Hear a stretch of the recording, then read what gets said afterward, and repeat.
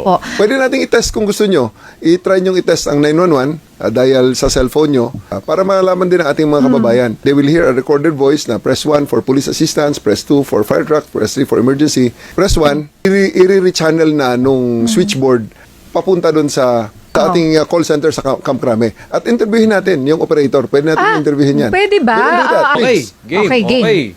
Naka-speakerphone. Itinadial na po ang 911 ni Migs. You have reached the emergency 911 hotline. Press 1 for police assistance. Police assistance. Press 2 for fire department. Police assistance. Interview mo lang. Interview mo. Pwede mo interview yan. Tanungin mo, name and address niya kung nasaan siya. 911, good morning. Good morning. Ako po si Miguel Bustos. Nandito po ako sa Quezon City. Ano po? Opo. Si Migs Bustos po ito, sir. Mula po sa DZMM. Ano po pangalan po ninyo, sir? Live po tayo ngayon. Patrolman Ronilo Hilot po, sir. Patrolman Hilot, sir. Yes, sir. Opo, okay. Location. Tanungin mo kung saan ang location. Nasaan po kayo? Nasaan po ang location nyo po, sir? Ang location po naman, sir, dito po sa PCC sa Camp Crame po. Taga saan kayo, Ma'am Ninya? Dito lang po ako nakatira sa Saan? may... Sa probinsya. Quezon- Pinakamaganda. Para maganda probinsya. Saan Ilocos probinsya? Norte. Batak, Saan? Ilocos Batak. Norte. Paki-contact ng Batak, Ilocos Norte Police Station. Kausapin natin ang Batak. duty. Batak po. Sige nga, ilokanuhin natin. Opo. Sa Batak, Ilocos Norte po.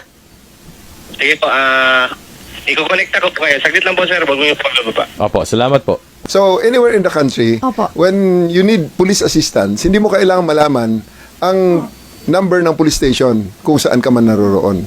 Just call 911 And then- the police will just send you a policeman there. Kailangan po ba na ako, sabihin po natin first person, what if kunwari tumawag sa akin ng relative ko na taga Batak, may nangyayaring krisis sa kanila? Pwede ikaw rin. tumawag para sa kanila. kanya. Yes, pwede. Oo. Kausap na natin ang Batak, Ilocos Norte. Yes, opo. Hello po, sir. Good morning po. Hello. Mix Bustos po mula po sa DZMM. Good morning po. Nandito po tayo ngayon sa live po tayo sa ating programa. Sir, sino po ba ang kausap ko, sir, mula po sa Batak, Ilocos Norte? Sir, sa Ilocos Norte Provincial Tactical Operations Center po ito, sir.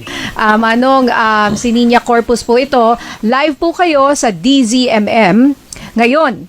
So, tinetest po namin yung 911. Mula po kami dito sa Quezon City. Kasama namin ngayon si General Torre. Sino po tong kausap ko uli?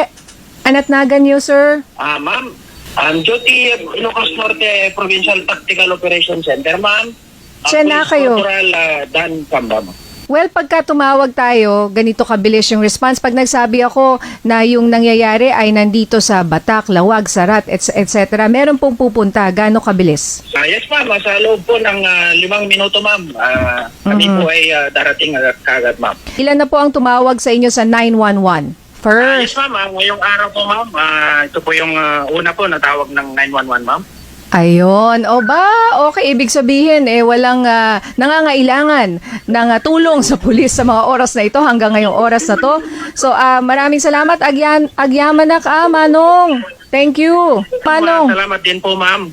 Okay. Ayan po, tinest po natin ng live yung paano po tayo tumawag sa ibang lugar sa Pilipinas kahit po nasaan kayo. So kahit po kayo ay nasa, kunyari, Batangas, may nangyari sa kamag-anak nyo sa Iloilo, ay pwede nyo pong tawagan ang 911. Tsaka ang maganda doon, tawag tayo ng 911, sabi natin na kung merong krisis, sabi natin sa Batak, Ilocos Norte, sila ang magkoconnect para sa'yo. Yes.